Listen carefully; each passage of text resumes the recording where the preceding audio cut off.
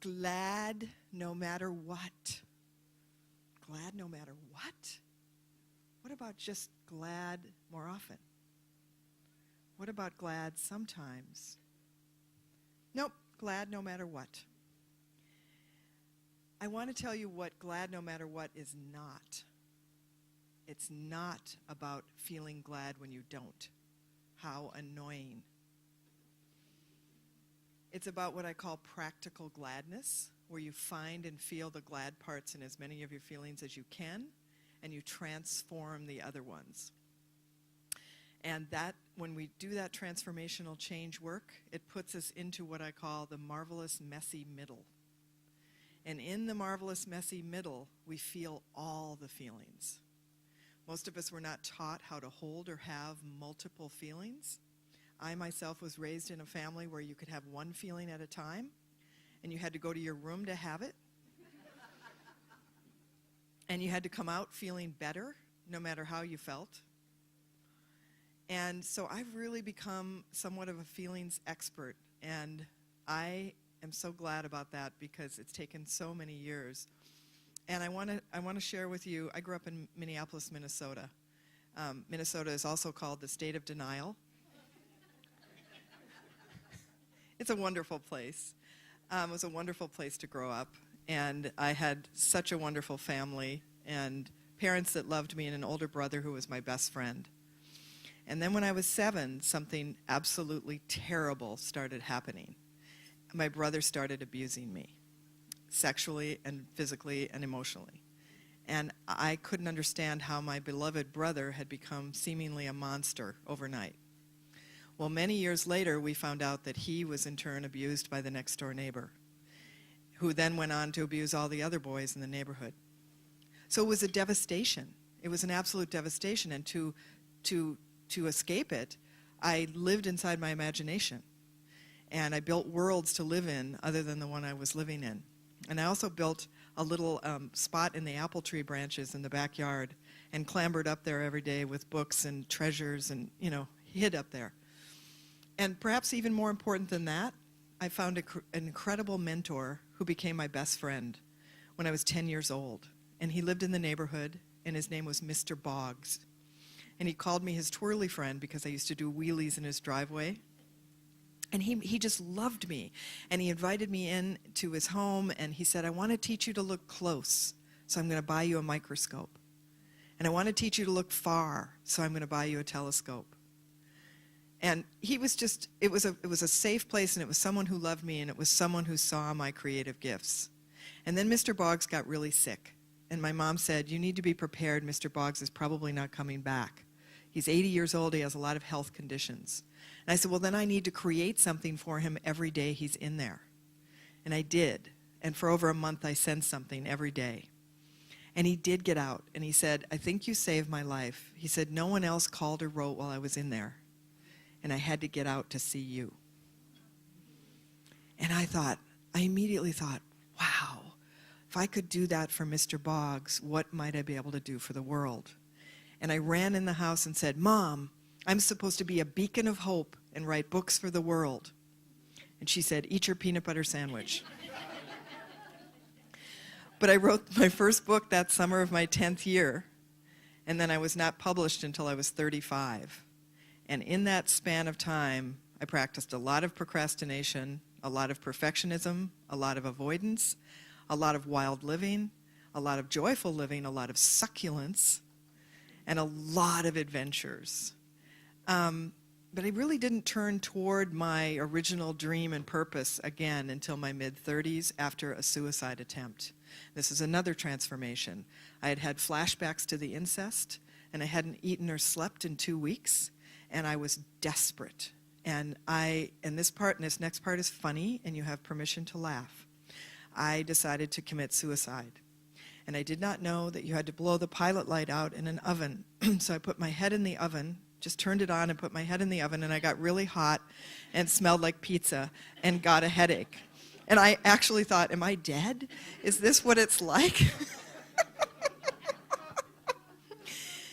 And I got out of there and I called the suicide prevention line, and I figured I better admit what I'd done to somebody.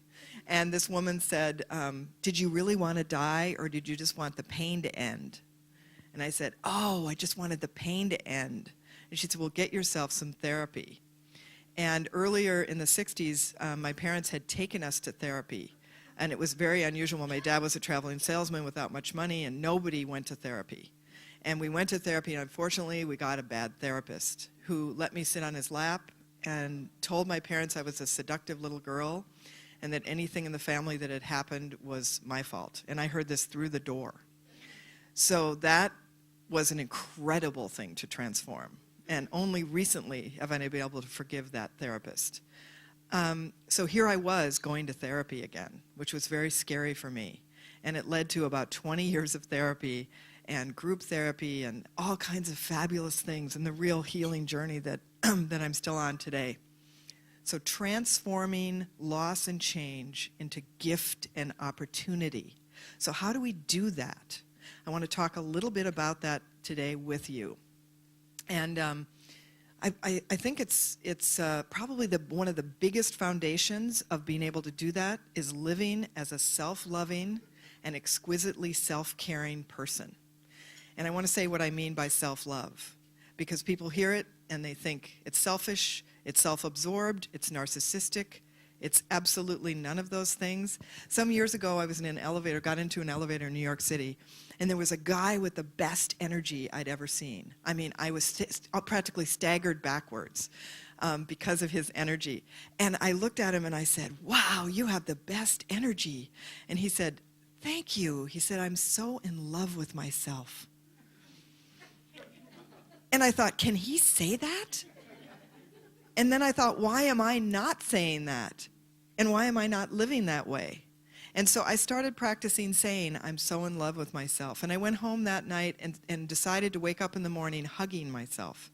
I decided to wake up, what would it be like if I hugged myself awake? And at first I was so embarrassed and nervous and like, this is so dumb and what's it doing? But guess what? I bounded out of bed and I felt like 10 good friends had hugged me, and I felt all my endorphins raise, and I felt myself filled from the inside. Like, and the image that I got was, I'm a self-loving, I'm a cup of self-love sharing the overflow with the world. I'm a full cup of self-love sharing the overflow with the world, and not a half-empty cup trying to get filled, which is what a lot of people do. They go out in the world, they're not filled up. So they're looking for the call, the whatever it is, the text message, the this, the that. And they're waiting for someone else to tell them that they're lovable. And they're forgetting that they can fill themselves up from the inside and be that succulent person. That's sustainable. A succulent is a plant that nourishes itself from the inside. That's how we're meant to live. So wouldn't it be wonderful, and this group is such a great example of it, to be able to say, how well are you loving yourself today? Tell me. And of course, we're not always, so let's talk about that too, because there's challenging things, and there's things that we're in despair, we're in, misery, we feel awful. And guess what? We're meant to feel that all the way down to our toes, but we're meant to then let go of it. And some people are not letting go of it. So there's a difference between feeling our challenging feelings and getting stuck there. A lot of people get stuck there, and they keep repeating the same stories, and they keep drawing the same experiences to them. And certainly there's a time for us to repeat our stories, isn't there? There really is. We need to tell it and tell it and tell it until we're sick of it. But then we need to move on. And so in the book I wrote, I put a feelings menu in the book so that you could see how you felt and then be guided to a different part of the book, and it would help you. And my new revelation is, this is how we could cut any obesity in this country in half. Are you ready? Every restaurant we go to, the server will come over and hand you a feelings menu. Everyone at the table. And you will say how you feel before you order your food. And that is going to lead to a whole nother thing, although my younger brother, who I'm very close to, said, but does that mean that if you admitted you were in despair and then you ordered cheesecake, Would the waiter say, "Is that really the answer?"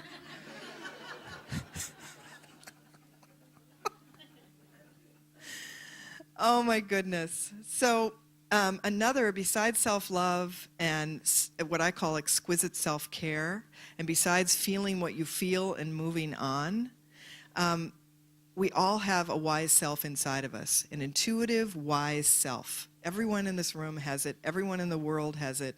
Many people are aware they have it, but a lot of people aren't using the power of it. And the power of it means asking. You know, wise self, you can dialogue with your wise self with paper. You can ask your wise self to appear and help you. Your wise self will always come to help you. It's just waiting to be asked. I like to write at the top of the paper, "Wise voice gladly speaks." And wise voice is so excited. It's like, "Oh, good, you're asking me. Here's what I think." I want to tell you what happened to me very recently, and the wise self spoke. I was being picked up by a car and driver for a speaking engagement in Canada. And I suddenly realized the car and driver was late. And I was like, "Oh no, he's late." And then I suddenly remembered at the same time that I hadn't taken out the garbage. So I ran down the service corridor in the building where I live with the garbage, and I slipped and fell in what turned out to be cat poop. So now I'm really crabby, and I have to change my clothes, and he's still not there. So I come running out of my house, and he pulls into the driveway and gets out of the car and says, "Yeah, airport ride." I said, "Did you know you were late?" He says, "I'm not late, just a few minutes." I said, "So now you're late and defensive." And he said, "Yeah, well, just get in the car." I said, "I am not going to get in the car, and I don't like you." And I couldn't believe that popped out, but it did. So now I realize, how am I going to get to the airport? I got to get in this car. So I got in the car. The atmosphere was very bad. I was basically in the back seat plotting how to torture him. And I knew he was doing the same. And it's very embarrassing, but there it is. So I'm there in the back seat just staring at the back of his head. I dislike him. And luckily, my wise voice then spoke to me and said, "Ask him if he wants to start over." I was like, oh no. I said, "What's your name?" I said, "Could we start over?" He says, "My name's Bill." I said, "Bill, my name's Susan, and I would just like to acknowledge that I greeted you pretty aggressively when you arrived, but I had just slipped and fallen in cat poop." And he said, "Thank you so much." He said, "I would like to acknowledge and say that I was waiting at the wrong house 10 minutes early, having been given the wrong address by the dispatcher." I was like, "Bill, do you want to forgive each other?" He goes, "Yeah." I said, "Let's do a forgiveness process." So we did. And we got out at the airport. We were both in tears. We hugged. He gave me his home phone number. But isn't that a microcosm of war? That's how war happens. We take up our sides, we entrench in our positions, and then we hold on. If wise self hadn't been involved, my pride and ego would have kept me from saying anything to him. And we would have ridden the whole way in silence, and I would have carried that with me through the day. And so would he. And we all have the opportunity to be what I call transformational change agents and act on our own behalf and on the behalf of the world. And we have an opportunity to be that transformational change agent all over the world, everywhere we go. And we forget this. We think we don't have an effect. We think others aren't noticing us. Everyone is exquisitely aware of everyone. I was at the DMV recently, having bought a new car for the first time in 17 years. I had not been there in a long time. It's not good energy at the DMV. I found everyone sitting on their folding chairs, clutching their papers, nobody talking to anybody, and I thought, oh, this is awful. And I sat there with them, and we all sat there. And then I couldn't stand it, and I stood up. I had to close my eyes to do this. I stood up and I did this. Amazing grace, how sweet the sound. And I sang the whole first verse by myself. Second verse, some people started joining. End of the third verse, the whole place was singing, including the people behind the bulletproof glass.